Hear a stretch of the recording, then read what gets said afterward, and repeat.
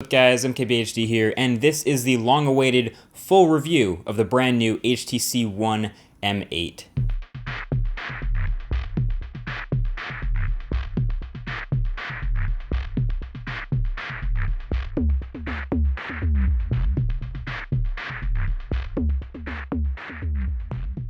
So really, when you're talking about the One M8 from HTC, last year's M7 was a killer in terms of design, and when you compare it to its feature flagship rival from Samsung, the Galaxy S5, they actually have basically identical internal specs, which means the design and the physical way it feels in the hand is more important than ever. And there literally couldn't be a bigger difference between the two. So I'll be comparing them in a separate video later, but if you watch any of the promo material for the M8, you'll notice it's all about that design and the build quality and the material choices. And that's really where this phone excels, that's its highlight. And it's the same material we have of the old HTC One, but it's obviously a little bit bigger, a little bit more round, and in a few different colors that are obviously inspired by some close competition.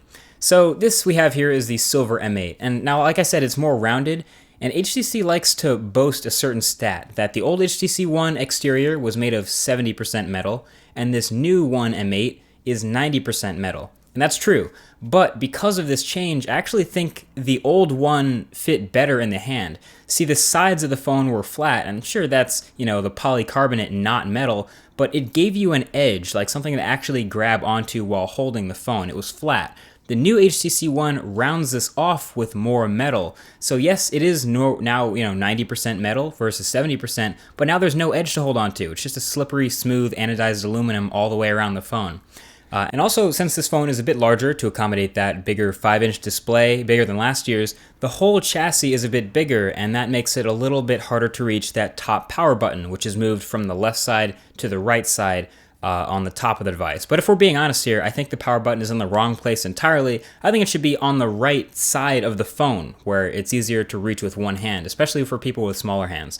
But at least it's a little bit better than last year. But one thing that's not in the wrong place, at least to me, is the headphone jack. It's on the bottom of the phone here, and that is where I like it. Also, the whole top of the phone is an IR blaster, so you can turn on and off your TV with an included app.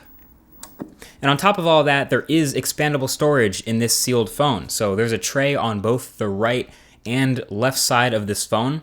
The left side is where you'd put your SIM card, but the right side will fit and support a micro SD card up to 128 gigs. 128 gigabytes. That is ridiculous. And you know what? I'll drop a 128 gig micro SD card link in the description if you don't believe me. Very useful for storing movies or apps or music and stuff offline. Now, I am a tall person and I use big phones because I have big hands, but still, even such a tall phone, because of that back material being so slippery, it's a little bit weird to hold. And I definitely find myself using two hands to hold it a lot of times, but really, because of that power button placement, there's a lot of movement going on in the hand, and I really would have rather had it on the side of the phone. But overall, it's obvious that this is designed to be a premium feeling phone, and I think it definitely accomplishes that. A lot of people are going to hear the speakers and immediately think, wow, that's really nice. A lot of people are going to see the display and immediately think, wow, that's really nice. And just feeling this phone next to something like a Galaxy S5 or an iPhone or an LG G3,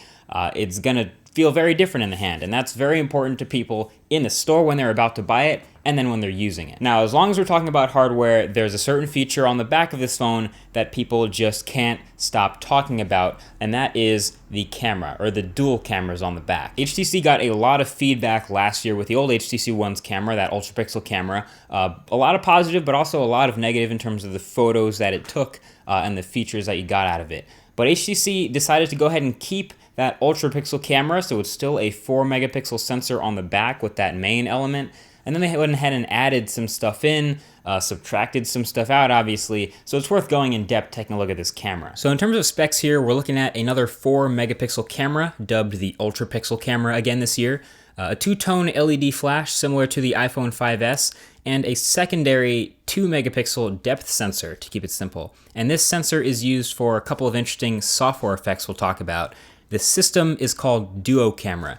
Now, notably missing that we saw in the M7 is optical image stabilization. So the camera software, the interface, which you can get to just by rotating the phone sideways and tapping that volume button, is quite nice. Simple, very clean, very intuitive, and ridiculously fast. Like, it's very, very, very fast focusing and fast taking shots. It's the closest thing I've experienced to instant shutter on any Android device. I love that.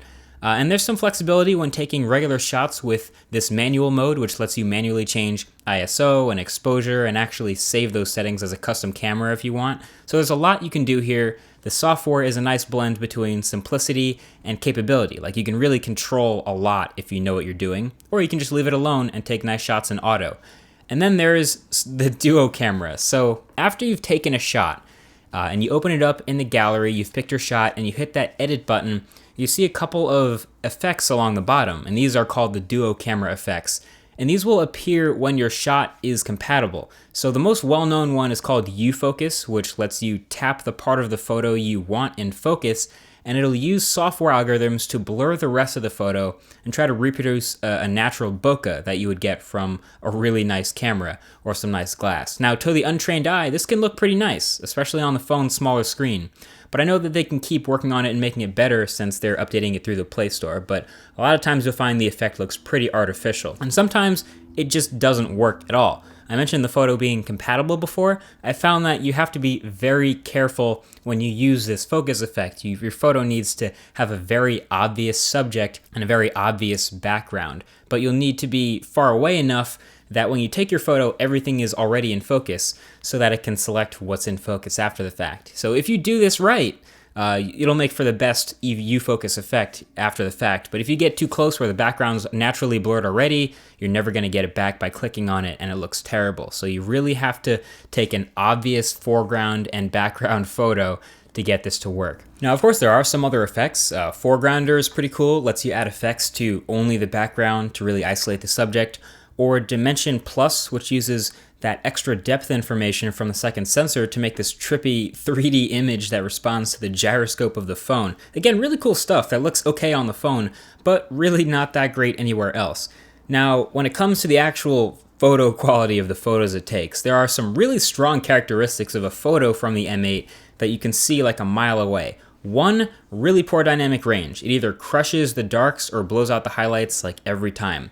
Two is a pretty nice but also pretty dull exposure, sometimes underexposed. It really doesn't like taking an image and making it too bright, but also tends to have undersaturated colors. And three is the resolution. Obviously, it's coming in at just 4 megapixels, which is, of course, not terrible, but it means that the front-facing selfie camera, fun fact, is actually a higher resolution, coming in at 5 megapixels for those super detailed Instagram selfies. So overall verdict with the camera on this guy is it's pretty good. It's okay. Again, those 4 megapixel photos, they'll look fine on your display on your phone, and they'll look fine sending it to the web as long as you're not viewing it blown up huge, as long as you're not printing it, if you're not looking at it on a 4K display, if you're not zooming in at all, it looks fine. And a lot of those effects, again, will look really cool because you can't see that it's only 4 megapixels. But if you're a photo enthusiast, if you really inspect pixel peep those photos a lot and you do a lot of editing and share them on more than just the web, you're going to want to check out some of the 8, 12, even 16 megapixel photos on cameras like the Galaxy S5 and Note 3 and others. So definitely not the best camera on the market, but it's certainly decent, mid-range, I would say. And I would have loved to have optical image stabilization back. Anyway, there's a bit to be said about the software besides the camera software. This is HTC Sense 6 on top of Android 4.4, and I think it's my favorite skin on top of Android right now. Now, don't get me wrong, I still love stock Android, and I would still take that any day of the week. And I have a lot to say about the Google Play edition of this phone. But this version of HTC software, Sense 6, is the least obtrusive yet. It really feels like an adjustment to Android rather than a layer on top of it. Performance is also excellent throughout. Obviously, since this thing is powered by top-notch hardware, top-notch graphics, opening and closing apps and flipping through your daily user interface, super quick. Everything is very, very responsive, and you'd probably expect that. And it looks kind of nice. Like I said, it feels like an adjustment to stock Android. One nice touch I've noticed is the notification bar color changes depending on where you are in the phone. So if you're on the home screen or the lock screen, the notification bar is clear. But in certain HTC apps, the color of the notification bar changes to match the app. So in Blink Feed, for example, to the left of your home screens, it changes to green to match, and it does it quite smoothly. And all the other stock HTC apps that come with the phone have their own color, and they have that effect on the notification bar. And I guess non-HTC apps just change it to gray. So yeah, I'm liking that. It's a nice touch, and little things like this are sprinkled here and there inside of Sense 6 to really spice up the design, and I do think it looks nice. Also, HTC stepped up the display size, so we're looking at a 5-inch 1080p display here now instead of 4.7, and that gives us on-screen buttons for Sense 6 to work with. So your software, home, back, and multitasking button. You can also swipe up to get to Google Now, like on a Nexus. Unfortunately, they kept that chin bar on the phone with the HTC logo on it, but I've been told by a few that they needed to keep the device this tall to fit all the components, including those massive, beautiful boom sound speakers. In fact, let's talk about the speakers. Let's talk about them. They are awesome. They're the best. Why aren't they standard, actually, is my question. They make every single other phone, literally every other phone, sound like crap, honestly. You can't get much better of an audio experience in a phone than this. You get a much more immersive gaming experience. I actually enjoy watching YouTube videos and listening to music on this phone. The alarm clock is ridiculously loud in the morning, which I guess is also good. And the drivers are so big and so far apart that you actually get a bit of a stereo effect when things move across the screen in a good movie. It's brilliant. I love it. So I have nothing bad to say about the speakers other than the fact that they are so big that they make the phone really tall. And HTC has also come up with a way to combat the phone's tallness, since the power button is kind of hard to reach. They've come up with a few ways to turn the display on without ever touching that awkwardly placed power button. So this stuff might remind you of LG's flagships, so you can double tap the phone when it's upright to turn the screen on. That's nifty. You can swipe down when the screen is off, and that will start voice calling, which unfortunately sucks at recognizing voices. It's not Google recognition, but it's there, and it works. You can swipe left to bring your home screen up. So if you're in an app or something, and you swipe left from the off screen, it'll bring you right home again. It always goes to your home screen. And same with swiping right. That'll always bring you to Blink Feed, wherever you are. So again, you could be in an app or doing something, and if you have your screen off and you swipe right, you'll get right into Blink Feed. Lastly, you can swipe up, and that'll bring you to just wherever you were last. So if you were in an app or your home screen, wherever you were, and you swipe up, you'll be brought right back to that screen you left off at. So with all this knowledge, in theory, you'll never need to touch the power button again, except to turn the screen off. So HTC is doing some really nice stuff with Sense, including pulling a Motorola and making a couple of them, like the gallery and the dot view case functionality, available in the Google Play Store, which can be updated really quickly and for free. Now, all that being said, I do have the Google Play edition of the One M8 in-house, so thumbs up if you want to see a separate video review of that. But a lot of these features from Sense 6 that are moved to the Play Store will also be available on the Google Play Edition, which is why I have a lot to say about why the Google Play Edition is probably going to be my most used phone. I'm really liking the Google Play Edition HTC One M8, but if you're in it for the Sense features, you're probably going to want to get the traditional one. Another thing I was impressed with this phone was the battery life. Now, it is a sealed back phone. You can't get into this and swap out the battery, but it's got a sealed in 2600 milliamp hour battery. It's a little bigger than the old HTC One. The old HTC One didn't have the best battery life in the world, but this thing is great. It is a power sipper. I would not have any problem recommending going a whole weekend with this phone with light use. I've gotten 2 full days of use out of this phone, and it's definitely a very light battery user when you're not really using it a whole ton. And even when that 5-inch 1080p display is on and you're gaming and you're using it a lot, it doesn't burn through battery like some other phones I've used. So this is one of the best batteries in the market. Even though it's not a 3000 milliamp hour battery or 3300 milliamp hours, it's still great. I'll show you some of the usage stats I've gotten out of it, but typically I can get through a full day pretty easily with this phone. I haven't been able to wear it down in a typical 24-hour use period, so very impressive there. And something else that's even, I guess, like a small thing, I usually don't use auto brightness on phones. I usually manually control the brightness because they tend to have some weird sensitivity problems, but this is one of the first phones in a while that I'm okay with the way it uses auto brightness.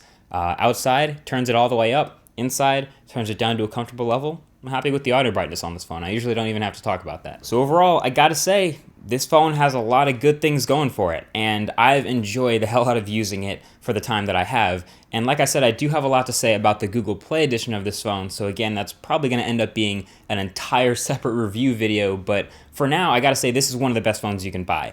Go in a store, try it out, you're probably gonna like holding it, and that's gonna be a good reason to buy it by itself, because the specs are so similar to other flagships. So check it out. I don't have any reservations about this phone. Even if you aren't a huge fan of the camera, it takes good enough shots that this is probably one of the best phones you can buy right now. It's the One M8. Thanks for watching, guys, and I'll talk to you guys in the next one. Peace.